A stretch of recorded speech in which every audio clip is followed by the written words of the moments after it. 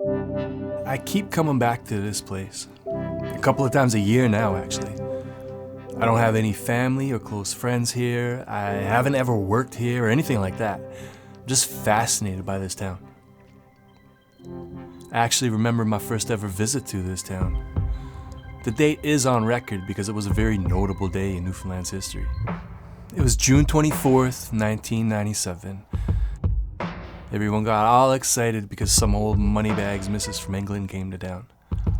And there was a million awesome things on the go around Newfoundland for the Cabot 500 year, but probably the biggest event of the whole summer took place when a replica of the Matthew, which is the boat that John Cabot sailed across the Atlantic in, arrived in Bonavista. It was a miserable old day, cold and damp and windy. My friend Signe called me in the morning that day and said, "Me and Len are going to Bonavista. Want to come?" I wasn't doing anything else, so I said, "Sure." They came and got me and we hit the road. I remember walking around the town when we got there, even then thinking, is this place real? Is this just a movie set? The town was beautiful, with the old houses and narrow roads and picket fences and all that stuff. There were thousands of people in town for this event, and despite the lousy weather, the vibe was amazing. So it was impossible to recognize that the town was actually in the middle of an incredibly challenging period. I've heard the current mayor say in an interview once that as a youngster it felt like Bonavista was a dying town. The statistics bear that out. The population of the town dropped by about 40% in the years after the cod moratorium was announced.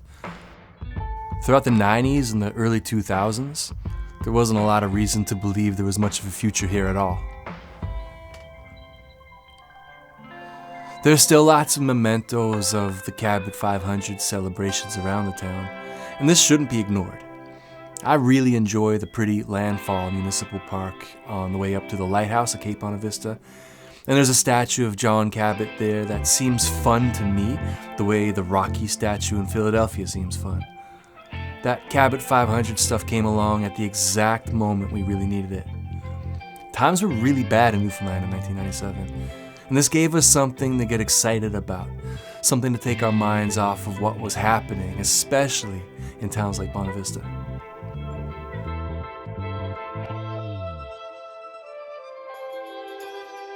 But what's happening in Bonavista now? Why am I so optimistic about the place? Well, you can see all kinds of small businesses around town. Some are seasonal and geared toward tourism, which is great, but there are lots that operate year-round. Even a few of the restaurants are able to stay open in the months that don't see a lot of tourists.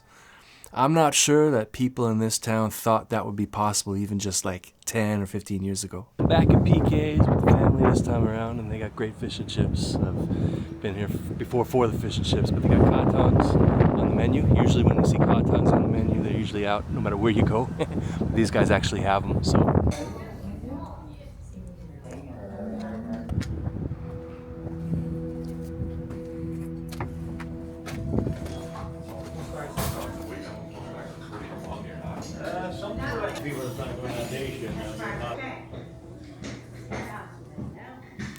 Tourism is a big economic driver in the town these days. One look at the town as soon as you enter and you probably won't be surprised. The fishery in Newfoundland is very different today than it used to be, but it still plays a big role here, with Bonavista being one of the many Newfoundland towns that owes its very existence to it. But you have skincare product manufacturers, salt makers, artists of all kinds that ship their products around Newfoundland, the country, the whole world actually. There's the cutest little tea room I ever saw. There's a lovely grand bakery and a very cool salon spa. And these are all meant to serve the people who make their home here. The beautiful theater has been renovated recently. You know what? It might actually be the renovation and the restoration of many of the buildings and properties around town that really gives me that feeling that this is a healthy, thriving town now.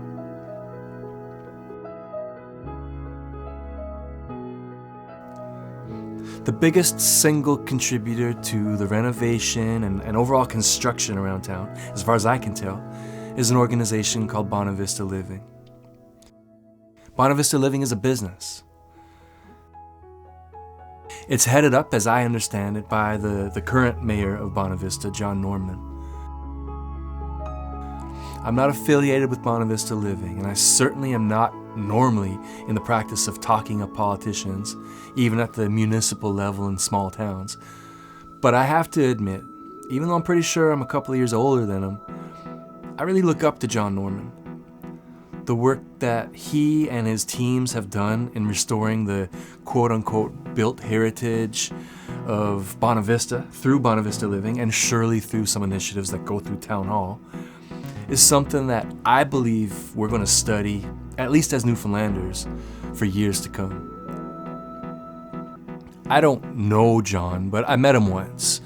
I actually passed by his house. He was out in his front yard watering his garden or something, and I said hi to him because I recognized him, and I said, "You got a nice town here," and he responded to me, and we had a little short back and forth. Seemed like a pretty nice guy.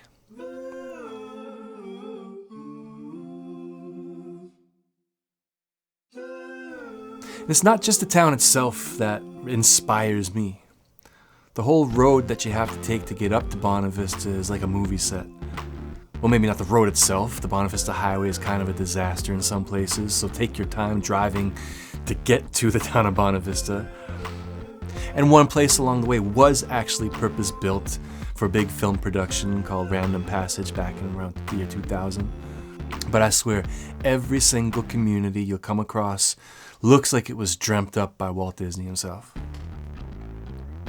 There's actually another town on the way up that was planned and built by a fishermen's union over 100 years ago, which is something else unique to North America. There's no other town that can claim the same that I know of. There are geological wonders and puffins and hobbit houses that aren't actually hobbit houses, but they look like that. And all of this is just on the highway leading to the town of Bonavista.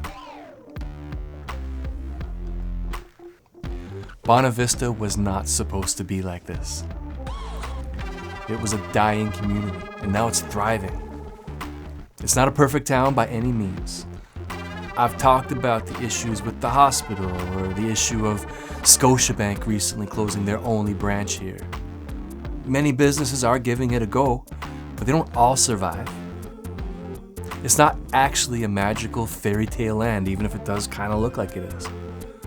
But the fact that businesses continue to come in and continue to give it a go, with many of them doing well, is fuel for others to believe in the town and invest in the town.